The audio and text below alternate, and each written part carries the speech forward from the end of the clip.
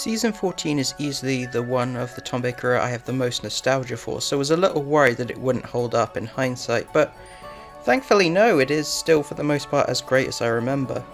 It's interesting to see that despite the fact that it's the most varied of Hinchcliffe's run with a decent mix of contemporary, sci-fi and historical stories, it's also his most consistent.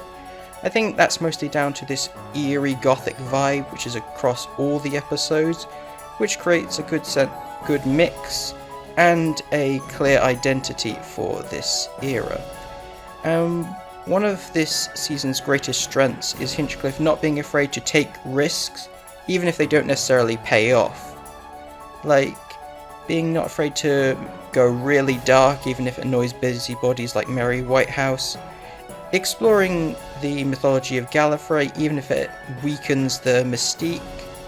Not being afraid to really push the budget, even if it ended up costing future seasons.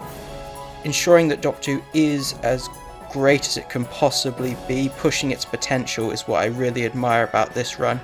And a key lesson that I wish other seasons would take from this season is when an important figure like Sarah Jane leaves the show, instead of trying to blindly replicate her success and make poor knockoff characters, actually try to experiment with the companion format, giving us one of the most iconic and unique companions in Leela.